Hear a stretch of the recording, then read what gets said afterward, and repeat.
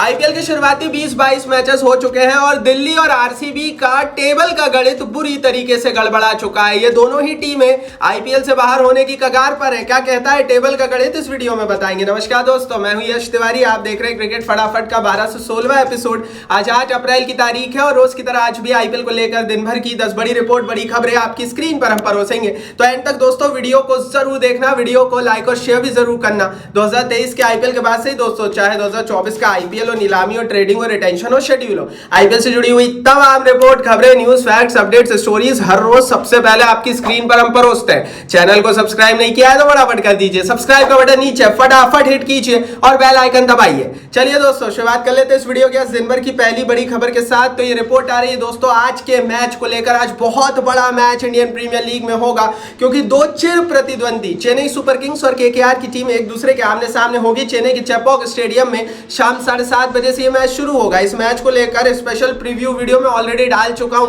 तो चैनल पर जाइए, नहीं देखी है तो फटाफट देखिए। लेकिन एक चीज मैं आपको बता दूं दोस्तों यहां से कि ये जो मैच है ये गायकवाड़ और श्रेयस अय्यर के बीच नहीं हो रहा है। ये मैच हो रहा है गौतम गंभीर और महेंद्र सिंह धोनी के बीच। दरअसल गौतम गंभीर जाने जाते मीडिया में धोनी के खिलाफ बयान देने के लिए। हालांकि धोनी ने आज तक गंभीर के खिलाफ कोई बयान नहीं दिया, लेकिन जब ये दोनों ही प्लेयर इंटरनेशनल क्रिकेट खेलते थे तो काफी तंज रहता था इन दोनों के बीच। तो आज के मैच में भैया, जैसा पिछला मैच हमने देखा गंभीर वर्सेस विराट वाला केकेआर का कुछ दिन पहले, लगभग 5-6 दिन पहले, वैसे ही कुछ केकेआर इरादे से उतरने वाला बहुत बड़ा मैच होगा।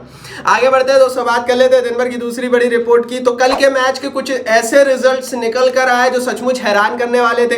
मुंबई इंडियंस की टीम ने दिल्ली को बीट कर दिया 29 रनों से। मुंबई की टीम ने बहुत बड़ा स्कोर बनाया और दिल्ली नहीं बना पाई। आपको बता दूं वानखेड़े स्टेडियम में यह मैच था और मुंबई के लिए यह जीत बहुत जरूरी थी क्योंकि मुंबई को यह जीत संजीवनी की तरह लगी होगी। दरअसल मुंबई में जो भी कुछ घट रहा है पंड्या और रोहित के बीच और जिस तरह से मुंबई स्टार्टिंग मैचेस हारी है, मुंबई के लिए जीत जरूरी थी क्योंकि अगर मुंबई यहां से कुछ मैचेस और हारती तो फिर मुंबई के लिए वापसी करना बड़ा मुश्किल हो जाता। लेकिन दिल्ली की ये जो हार हुई है ना, उसने दिल्ली को बहुत नीचे गिरा दिया है, बहुत नीचे। दूसरा मैच दोस्तों लखनऊ और गुजरात के बीच था। गुजरात टाइटंस की टीम हार गई, लखनऊ जीत गई। 33 रनों से यह मैच लखनऊ जीती। यह मैच बताता है दोस्तों कि गुजरात टाइटंस अधूरी है मोहम्मद शमी और हार्दिक पांड्या के बिना। और जो चीजें पिछले 2 सालों से कही जा रही थी कि आशीष नेहरा के कोच बनने, मेंटोर बनने के कारण गुजरात सफल हुई है, वो बेमानी गलत बातें थी क्योंकि हार्दिक पांड्या का रोल और मोहम्मद शमी का रोल गुजरात को जिता रहा था और इसीलिए गुजरात आपको थोड़ी सी कमतर दिखती है। हर मैच में अच्छा खेलती है लेकिन वो जीत तक नहीं पहुंच पाती है,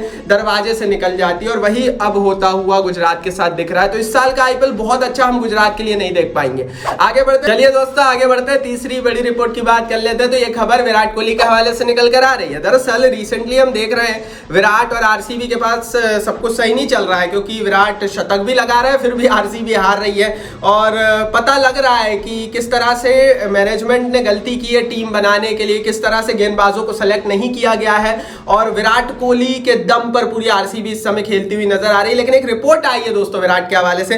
रिपोर्ट यह है दोस्तों कि विराट कोहली के हेयर स्टाइलिस्ट है आलिम हकीम। उन्होंने कहा है कि विराट कोहली से वो एक हेयर स्टाइल कराने का, एक हेयर कट कराने का 1 लाख रुपया चार्ज करते हैं। अब आप खुद ही सोचिए कि हम लोग जो हेयर कट 20, 30, 50 रुपयों में कराते हैं, वही हेयर कट विराट कोहली 1 लाख रुपयों में कराते हैं। भैया पैसे की माया है, इस हेयर कट के लिए ही लाइक बनता है। आगे बढ़ते हैं दोस्तों, चौथी बड़ी रिपोर्ट की यहां से बात कर लेते हैं। यह रिपोर्ट आ रही है दोस्तों मयंक यादव के हवाले से। पिछले मैच में मयंक यादव मात्र 1 ओवर के बाद ही फील्ड से बाहर हो गए थे इंजरी के चलते।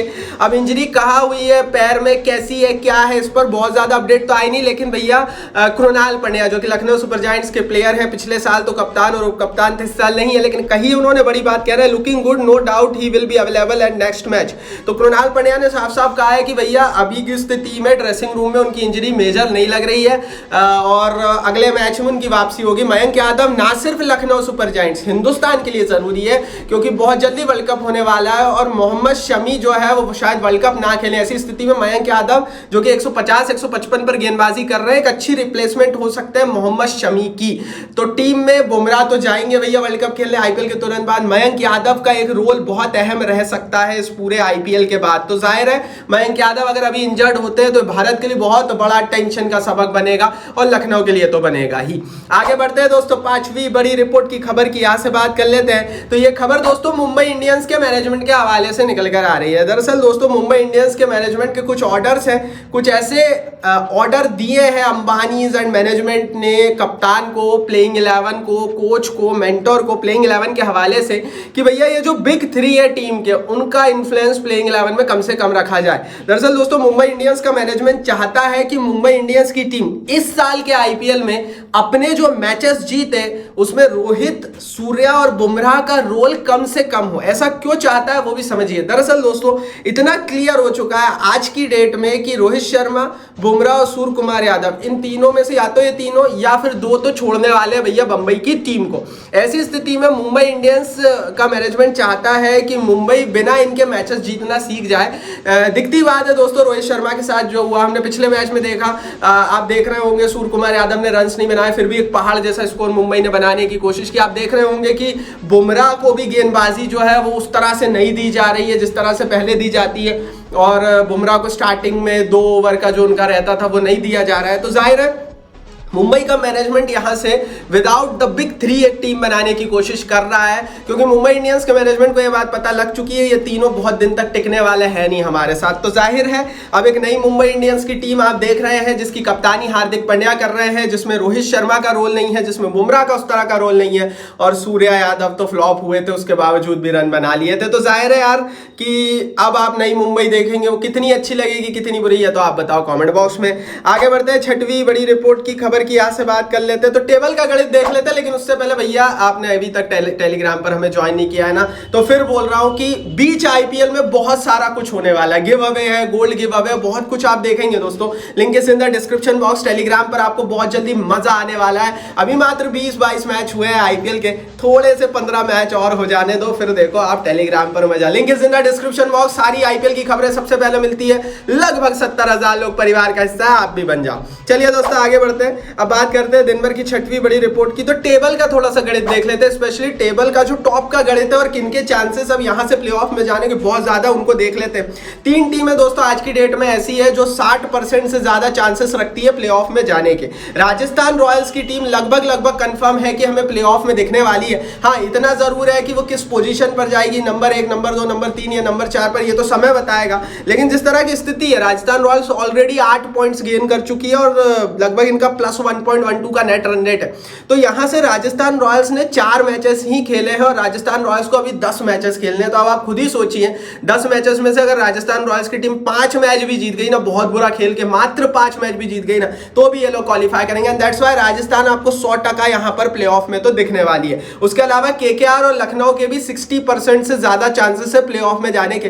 राजस्थान रॉयल्स बराबर नहीं है लेकिन है, और केकेआर अच्छा खेल रही है, केकेआर भी मैचेस हारी नहीं है। तो मेरी पिक अभी की स्थिति में और टेबल जो बता रहा है वो यही है कि राजस्थान, केकेआर और लखनऊ, इनमें से राजस्थान और केकेआर तो आपको 100%, ये मेरी बात बोल रहा हूं वो दोस्तों में, 100% प्लेऑफ में दिखने वाली है। क्या इस साल के आईपीएल में हमें एक नया विनर बने मिलेगा जो आज तक आईपीएल नहीं जीता, जैसे लखनऊ की टीम हो गई?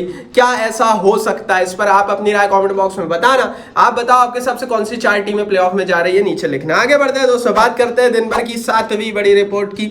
2 टीमों का खेल खल्लास। जी हाँ, आखिर क्या चल रहा है गणित, और क्यों हम बोल रहे हैं कि दिल्ली और आरसीबी के लिए अब यहां से रहा तो बहुत ज्यादा ही कठिन हो चुकी है। थोड़ा सा गणित समझ लेते हैं। दरअसल दोस्तों दोनों ही टीमों ने मात्र 1 मैच जीता है अपने 5 मैचों में से। दोनों ही टीमें बुरे दौर से गुजर रही है। दोनों ही टीमों ने बीच बीच में काफी अच्छा क्रिकेट खेला है, लेकिन एंड में इवेंचुअली मैचेस हारे हैं। दोनों ही टीमों के कुछ खिलाड़ी बहुत चल रहे हैं, जैसे आरसीबी के विराट, दिल्ली के पंत। तो क्या है पूरा गणित वो देख लेते हैं। दरअसल दोस्तों ये जो टीम है ना, कुछ इस तरह की, जो मैंने अभी आपको बताया दोनों टीमों का कि भाई क्या क्या चल रहा है इनमें, ये एक सेट फॉर्मूला आईपीएल में हार का।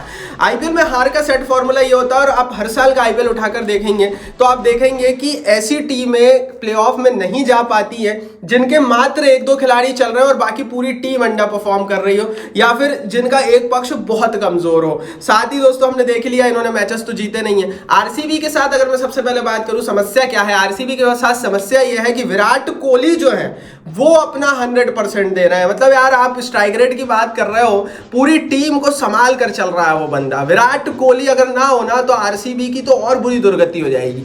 तो विराट कोहली सुप्रीम बन गए और विराट कोहली का कोई उस तरह से साथ नहीं दे रहा, ना ही बल्लेबाजी में ना ही गेंदबाजी में। तो आरसीबी की सबसे बड़ी समस्या यह है कि विराट कोहली पर ये लोग डिपेंडेंट है, क्योंकि जाहिर है दुनिया का सबसे बड़ा खिलाड़ी है। और आरसीबी के जो मैनेजमेंट ने गलतियां करी थी नीलामी में, आप सोच रहे थे कि यार नहीं हो, वो दिख रही है, साफ साफ दिख रही है वो चीज कि वो गेंदबाजी नहीं है इनके पास जो कि उस तरह से फायर कर सके। और हमने एक चीज और नोटिस किया आरसीबी की टीम में, नए खिलाड़ियों का जो जन्म है, हम जैसे लखनऊ में मयंक यादव का जन्म हुआ, कल यश ठाकुर ने भी अच्छी गेंदबाजी कर ली, हर टीम में वो एक दो नए खिलाड़ियों का जन्म हो रहा है, पंजाब में हो रहा है, वो आरसीबी नहीं कर पा रही है। तो वो प्रॉब्लम भी आरसीबी को फेस करनी पड़ेगी। दूसरी तरफ दिल्ली की टीम है, शायद वो दिल्ली अभी वही दिल्ली है जो लास्ट साल थी, लास्ट ईयर थी, खिलाड़ी अच्छे हैं पर वो एक साथ कभी फायर करते नहीं है। तो दोनों ही टीमों को लेकर दोस्तों मैं तो यही बोलूंगा कि आरसीबी के फिर भी चांसेस है कि अगर विराट के साथ एक दो बल्लेबाज और चल जाए तो कुछ कर जाए। दिल्ली तो बाहर है ही, आरसीबी को अगर जीतना है तो विराट कोहली को साथीदार चाहिए होगा और विराट को साथ देने वाला खिलाड़ी चाहिए होगा। विराट सबसे आगे, और मैं तो एक ही बोलता हूँ, वन मैन आर्मी बन गया है विराट कोहली। तो विराट के लिए लाइक बनता है, लेकिन हाँ ये दो टीमों के लिए राह थोड़ी सी मुश्किल है। यहाँ से इनके प्लेऑफ में जाने के चांसेस 10% से भी कम है। आगे बढ़ते हैं दोस्तों, बात करते हैं दिन भर की 8वीं बड़ी खबर की। तो ऑरेंज और पर्पल कैप की लिस्ट भी देख लेते हैं। अब यही अंतर समझ में आ रहा है, ऑरेंज कैप विराट कोहली पहने हुए हैं 5 मैचेस में 316 रन कर। अब आप स्वयं सोचिए कि एक टीम जो सबसे नीचे टेबल पर है लेकिन उसका खिलाड़ी ऑरेंज कैप में सबसे ऊपर है, ये क्या बताता है? ये बताता है कि Virat Kohli is a one man army, अकेले लड़ना है भाई विराट कोहली।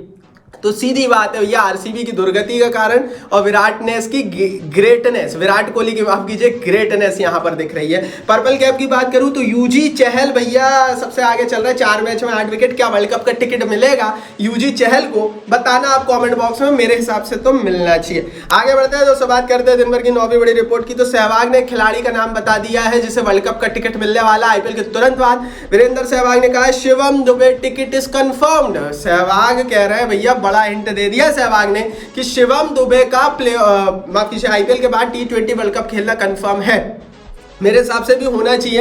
हार्दिक पांड्या तो जा रहे हैं 100%, शिवम दुबे जाते हैं तो वो मिडिल ऑर्डर में आपको 2 तगड़े ऑलराउंडर्स मिल जाएंगे और दोनों एक ही शैली के। ऐसे बहुत कम टीमों के पास होते हैं, ऑस्ट्रेलिया के पास इस तरह का ऑलराउंडर का सेटअप है। ऊपर से आपके पास रोहित शर्मा तो 100% जा ही रहे हैं, विराट कोहली भी जा रहे हैं। नीचे से स्पिन बॉलिंग में आपके पास यूजी चहल है, तेज गेंदबाजी में जसप्रीत बुमराह है। तो थोड़ी थोड़ी टीम तो कंस्ट्रक्ट होती हुई अब हमें वर्ल्ड कप की दिख रही है। आगे बढ़ते हैं 10वीं बड़ी रिपोर्ट की, यहाँ से बात करते हैं। तो भैया बाबर आजम इस समय तैयारियां कर रहे हैं किसकी? वर्ल्ड कप की। विराट कोहली पर बड़ा बयान दे दिया है, कह रहे हैं I learned a lot from Virat, मैंने बहुत कुछ सीखा है और अभी भी सीख रहा हूं विराट कोहली से। उन्होंने ये भी कहा कि आईपीएल 2024 को देखते हैं और विराट कोहली को देखते हैं आईपीएल 2024 में। तो यार अब विराट के बारे में क्या बोला जाए, और बाबर आजम थोड़ा आप देखते हो तो सीखो भी विराट से, क्योंकि परफॉर्मेंस तो आपकी ऊपर नीचे ही चल रही है, विराट बराबर अब रह नहीं गई है। ये थी दिन भर की 10 बड़ी खबरें। कमेंट बॉक्स में बताना कौन सी खबर आपको अच्छी लगी, कौन सी नहीं, और क्यों। टेलीग्राम पर ज्वाइन कर लो, नीचे लिंक इस वीडियो को लाइक और शेयर करो। सब्सक्राइब नहीं किया तो सब्सक्राइब बटन नीचे फटाफट हिट करके बेल आइकन दबाओ।